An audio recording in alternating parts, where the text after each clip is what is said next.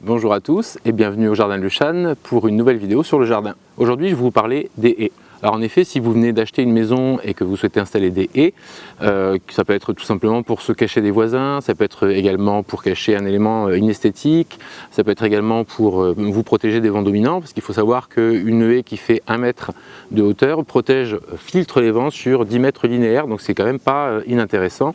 Alors qu'un mur, lui, a tendance à faire tourbillonner les vents derrière le mur, donc la protection est finalement moins efficace. Donc si vous êtes dans ce cas-là et que vous souhaitez implanter une haie dans votre jardin, sur la limite de votre propriété par exemple, il y a un certain nombre de choses à savoir. Mais cette vidéo, elle peut également intéresser les locataires, puisque dans une maison, vous pouvez très bien avoir une haie qui existe déjà, vous pouvez, avec l'autorisation du propriétaire, en planter une vous-même.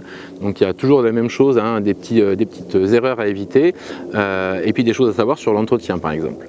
Dans cette vidéo, je vais donc vous parler de la réglementation quand il s'agit d'implanter une haie, c'est-à-dire la distance de plantation qui est autorisée en fonction de la hauteur de votre haie, des droits et des devoirs que vous avez vis-à-vis de vos voisins, et également de l'entretien qui, parfois, dans le cas de haies mitoyennes, peut être partagé. Je vous parlerai également des distances de plantation que vous devez respecter quand vous implantez une haie, les distances de plantation d'une plante par rapport à une autre plante pour avoir une haie qui soit uniforme, jolie et facile d'entretien.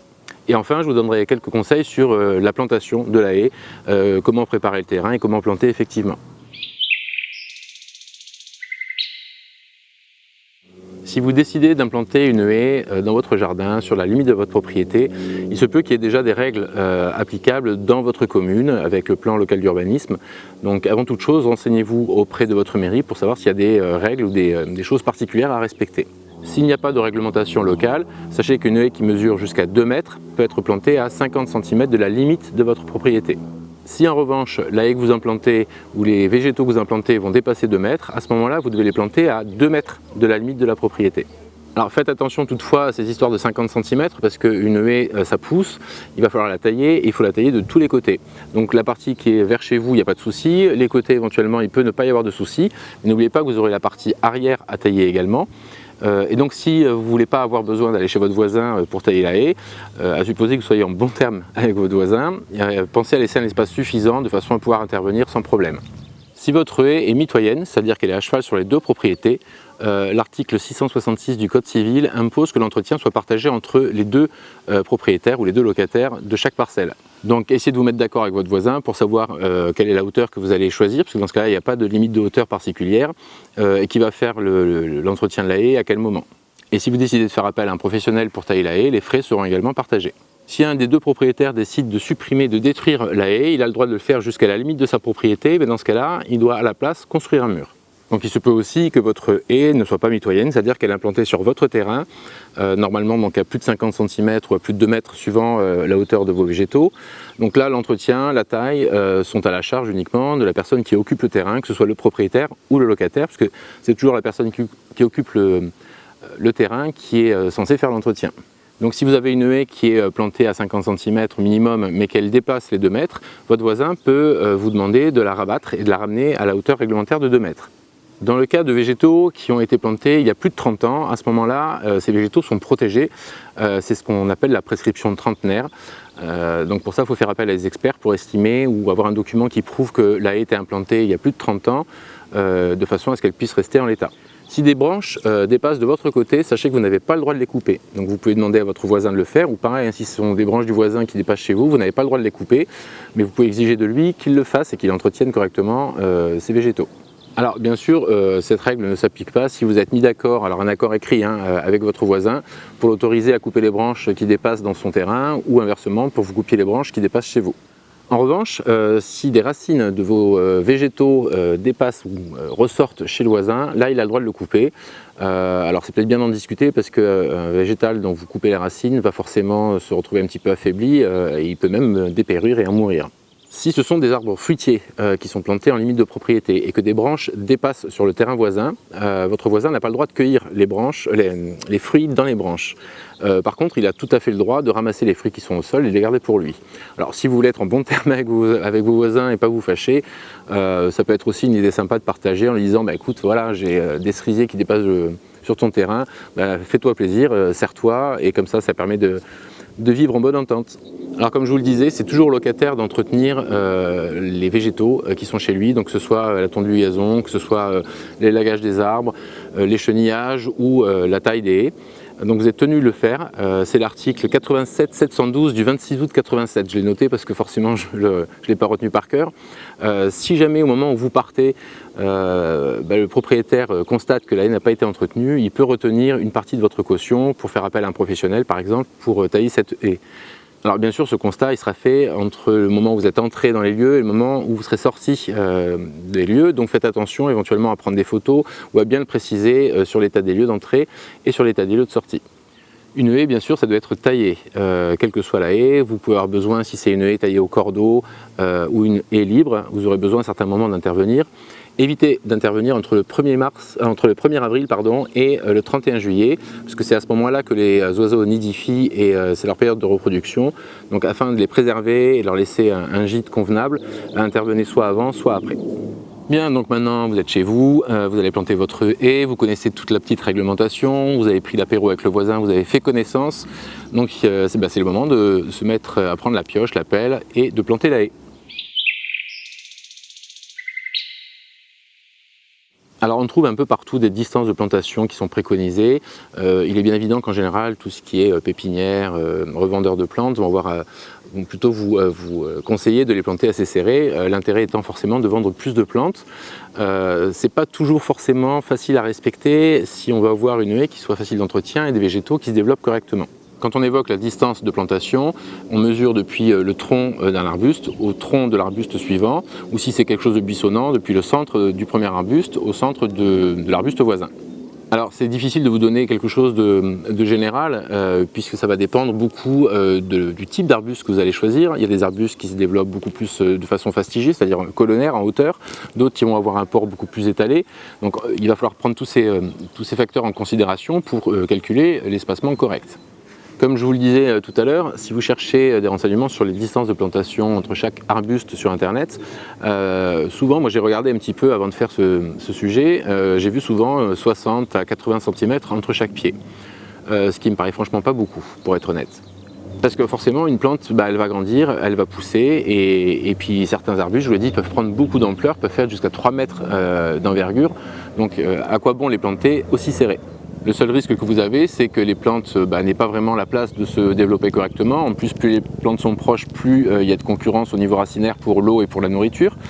Donc elles vont finir par se gêner, voire paraître trop volumineuses, et il faudra finir par en arracher ou se débarrasser de certaines. Alors pour une haie classique qu'on va installer en bordure de propriété pour se cacher des voisins, on va prendre des végétaux qu'on va planter minimum à 90 cm les uns des autres, jusqu'à 1 mètre, 1 mètre 10, voire 1 mètre 20. Pour les plantes à plus fort développement, ça peut aller même jusqu'à 2,50 m, voire 3 mètres, en particulier si vous mettez par exemple des arbres. En fait, ce que vous pouvez faire, c'est que vous prenez les dimensions de chaque arbuste et vous faites un petit calcul. Vous regardez quelle largeur fait l'arbuste à l'âge adulte, et puis vous prenez celui d'à côté, vous faites la même chose, vous additionnez les deux, vous divisez par 2, et ça va vous donner la distance de plantation. Alors par exemple, imaginons que j'ai un arbuste qui fasse 2 mètres d'étalement, à côté j'ai un arbuste qui fait 1,50 m d'étalement, j'additionne les deux, eux deux ça fait 3,50 m, donc je vais diviser par 2 et je vais planter les deux arbustes à peu près à 1,70 m l'un de l'autre. Donc ça y est, vous avez acheté vos plants, vous savez exactement combien il vous en faut, vous avez choisi vos essences, ça on le verra dans de prochaines vidéos, je vous parlerai de différents types d'arbustes pour les haies. Donc maintenant il faut passer à la plantation. De façon générale, la meilleure période pour planter des végétaux, que ce soit des arbustes en haie ou des arbres, etc., c'est à l'automne. Vous connaissez peut-être le dicton, à la Sainte Catherine, tout bois prend racine. Donc on va le faire en automne, entre septembre et novembre, on va dire. Sachant que dans les régions où il fait vraiment très très froid, vous pouvez éventuellement reporter la plantation à la fin de l'hiver ou au début du printemps, parce que si votre sol est trop gelé et que l'eau ne pénètre pas au niveau des racines, vos arbres risquent d'en souffrir de la même façon. Donc il vaut mieux à ce moment-là attendre le printemps. Mais l'automne, c'est quand même, de façon générale, dans beaucoup de régions, la période la plus favorable, puisque le sol est bien réchauffé, et qu'en général c'est une saison où on a pas mal de pluie, donc les racines vont avoir le temps de bien s'installer avant l'hiver, et surtout avant la période printanière et estivale de l'année suivante. Donc les racines seront assez profondes pour commencer à épuiser un petit peu l'eau dont elles vont avoir besoin, en particulier maintenant qu'on a des longues périodes de sécheresse et de pénurie d'eau. Alors pour planter, vous avez en gros deux options. Soit vous avez une option qui va vous prendre un petit peu plus de temps, qui est par exemple de couvrir votre sol à l'endroit où vous allez faire votre haie, par exemple le long de votre clôture. Vous couvrez avec des cartons, alors pas avec des cartons imprimés qui contiennent souvent du plomb, donc vous allez mettre des couches de carton, que vous allez maintenir en place avec des cailloux par exemple. Et comme des cartons et des cailloux, on va pas se mentir, hein, c'est franchement laid, ce que vous allez faire, c'est que vous pouvez recouvrir ça avec du paillis, donc ça peut être des tontes de gazon, ça peut être n'importe quel paillis que vous voulez, avec le risque quand même que ça s'envole s'il y a un coup de vent. Et puis vous pouvez aussi, pourquoi pas, mettre des pots avec des plantes fleuries dedans, de façon à ce que, en attendant que vous puissiez planter votre haie, vous ayez un décor qui ne soit pas trop dégueulasse devant les yeux. Ces cartons, vous allez les mettre en place plusieurs mois avant, de façon à ce que ça étouffe complètement l'herbe qu'il y a dessous.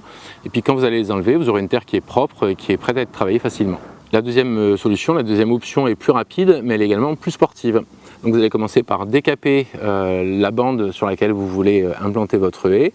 Ce que vous récupérez en déchets verts, vous le mettez par exemple au compost. Puis ensuite vous allez décompacter le sol.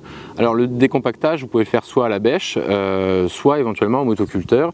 Alors je sais que certains disent qu'il ne faut absolument pas utiliser un motoculteur, ça détruit la vie, ça bouleverse complètement la vie microbienne et les micro-organismes qui sont dans le sol. Alors oui, si c'est un potager et que vous retournez à terre tous les 4 matins parce que vous changez les légumes de place, vous faites une rotation des cultures, des choses comme ça, d'accord. Quand c'est un sol que vous travaillez une fois et une fois pour toutes, il n'y a absolument aucun problème à faire ça avec un motoculteur. Si derrière vous amendez correctement, ne vous inquiétez pas, la vie microbienne va se réinstaller. Moi ici j'ai préparé tous mes massifs avec un motoculteur. J'avais pas envie de me casser le dos et j'ai une terre qui est très dure à travailler, qui peut être vraiment comme du béton quand il fait un petit peu sec. Bon, quand je vois l'état des plantes du jardin, je me dis que c'est franchement pas un souci. J'ai simplement veillé par la suite à amener des matières organiques pour justement réintroduire une vie microbienne qui soit saine dans le sol. Donc une fois que votre terre elle a été décompactée, travaillée, vous pouvez soit planter directement, soit appliquer ce qu'on appelle la technique du faux semis, c'est-à-dire qu'on va laisser la terre en l'état pendant 15 jours, 3 semaines, de façon à ce que les graines qui étaient un petit peu enfouies et que vous avez ramenées un petit peu plus à la surface, par exemple, ou les graines qui vont arriver se mettent à germer, elles s'enlèveront très très facilement en encerclant un petit peu ou même à la main, et là vous pourrez procéder à la plantation, ou alors donc vous plantez directement. Donc pensez à bien aérer, bien émietter la terre avant de procéder à la plantation. Et là vous avez le choix en gros, soit vous faites une tranchée, soit vous plantez les arbustes un par un en faisant un trou uniquement pour chaque plante. Alors si ce sont des plantes que vous avez en pot, vous allez faire un trou qui fasse au moins 2 ou 3 fois la taille du pot en tous sens. Et vous pensez également à amender en mettant par exemple du fumier bien décomposé. Si vous n'avez pas de fumier à disposition, vous pouvez en trouver en jardinerie, déshydraté sous forme de granulés par exemple. Donc du fumier déshydraté, du compost éventuellement, de façon justement à enrichir, à nourrir votre sol et non pas à nourrir vos plantes. Parce que si le sol est nourri, les plantes elles pousseront sans problème. Si vous avez choisi des végétaux à racines nues, donc on peut en effet trouver des plantes qui sont vendues à racines nues, donc on se dit que ça peut faire un petit peu mort, en particulier si ce sont des arbustes à feuillage caduc et que vous avez acheté qu'il n'y a plus de feuilles, mais c'est absolument pas un problème et ça reprend souvent très très bien, sachant qu'en plus c'est plus économique. Dans le cas d'arbustes à racines nues, il faudra juste penser à faire ce qu'on appelle l'habillage des racines, qui consiste en général à retailler un petit peu les racines de façon à leur permettre de refaire des radicelles et à se redévelopper beaucoup plus rapidement. Après l'habillage des racines, il faudra les praliner. Alors le pralinage, c'est simplement qu'on trempe ces racines dans un mélange. Alors avant le pralin, c'est quelque chose qu'on faisait plutôt avec par exemple de la terre assez épaisse, de la bouse de vache par exemple, pour en faire une espèce de pâte qui colle bien aux racines, qui va non seulement les nourrir mais aussi les préserver du dessèchement. Mais tout le monde n'a pas une vache chez soi, donc là aussi vous allez trouver dans les jardineries ou les magasins spécialisés, vous allez trouver du pralin. Ce sont souvent des poudres qu'il suffit de mélanger à de l'eau de façon à obtenir une pâte qui va jouer le rôle de ce pralin. Donc ensuite vous mettez vos plantes dans le sol en faisant attention à ce que le collet, c'est-à-dire la jonction entre les parties aériennes, les branches par exemple, ou le tronc et les branches, et la partie souterraine, c'est-à-dire les racines, de façon à ce que le collet arrive à peu près au niveau du sol mais ne soit pas enterré sous le niveau du sol. Une fois que la plante est en place, vous tassez légèrement avec la main ou légèrement avec le pied, hein, sans y aller comme un bourrin. Et ensuite vous arrosez généreusement, à peu près 10 litres par pied, même s'il pleut un peu, même s'il pleut beaucoup. Allez, on va dire qu'on arrose systématiquement la plantation. Et ensuite, dans la dernière étape, on va pailler le sol. Alors là, vous prenez ce que vous avez un peu à disposition. Ça peut être des feuilles mortes. Les feuilles mortes, ça va être excellent, par exemple. ça peut être des tontes de gazon, en faisant attention à pas coller votre paillage au tronc ou aux branches, de façon à limiter le risque de pourriture. Dans les mois qui vont suivre la plantation, n'oubliez pas d'arroser régulièrement de façon à ce que vos arbustes soient bien abreuvés. Alors on arrose beaucoup, mais pas souvent. C'est-à-dire n'allez pas arroser tous les jours en mettant 2 litres d'eau. Là, vous allez créer un système racinaire superficiel et les plantes ne seront pas à même de résister à la sécheresse. Donc il vaut mieux arroser une fois toutes les semaines ou tous les 15 jours, voire toutes les 3 semaines en mettant 10, voire 15, voire 20 litres d'eau que d'y aller régulièrement un petit peu tous les jours. Quand vous plantez une haie, vous avez le choix soit de planter en ligne droite, soit de planter en quinconce. Alors planter en quinconce, c'est à réserver aux jardins qui ont un petit peu d'espace, parce que forcément vous allez manger davantage d'espace à l'intérieur de votre terrain, mais l'effet peut être beaucoup plus naturel et beaucoup plus sympa. Donc c'est-à-dire que vous allez planter une première rangée d'arbustes donc beaucoup plus éloignés que précédemment au niveau de la limite de votre propriété, en respectant les distances. Et puis à l'intérieur, en triangle on va dire, vous allez planter d'autres arbustes, de façon justement à avoir une haie qui soit un petit peu en zigzag. Et ça va vous donner du volume, ça va donner du relief à votre jardin. Et ça peut être franchement très sympa et vous pouvez obtenir un effet très naturel qui va rendre jaloux vos voisins. Dernière chose, si vous avez envisagé la plantation sur bâche, bon personnellement moi je vous le déconseille, je ne trouve pas ça franchement très top. Alors bien sûr dans un premier temps c'est beaucoup plus pratique, hein, c'est propre, on n'a plus une herbe, voilà, puis on n'a pas de désherbage à faire dans les semaines ou les mois qui suivent, mais vous avez toujours des débris qui vont tomber, des feuilles, des choses comme ça, donc vous avez de l'humus qui va se créer sur la bâche et vous allez quand même avoir des plantes qui peuvent finir par raciner, même par transpercer la bâche. En plus, c'est absolument pas, c'est pas beau. Voilà, c'est comme tout à l'heure avec les cartons, c'est pas beau. Alors, on peut mettre du paillis, c'est vrai, et surtout, c'est pas du tout écologique. N'oubliez pas que les bâches, c'est souvent du plastique, et qu'en plus, ça étouffe un petit peu la vie qu'il y a dessous. Donc, vous allez faire crever votre sol dessous. Enfin voilà, c'est pas du tout une pratique que je préconise. Mais si vraiment vous voulez une bâche, il existe des bâches éphémères qui ne vont pas durer éternellement, qui sont dans des matériaux biodégradables, comme le chanvre par exemple, donc qui vont petit à petit se décomposer le temps que les arbustes s'installent. Puis après, rien ne vous empêche entre vos arbustes de mettre des plantes fleuries, des vivaces au pied, de façon à habiller un petit peu le pied de votre haie. Voilà, cette vidéo est terminée. J'espère qu'elle vous aura apporté quelques informations si vous projetiez de planter une haie chez vous. On se retrouvera bientôt pour d'autres vidéos consacrées aux haies. Je vous présenterai des haies avec des persistants, des haies qui poussent vite, des haies fleuries, etc. Bon, mais ça c'est pour plus tard. En attendant, bon jardinage. Ciao!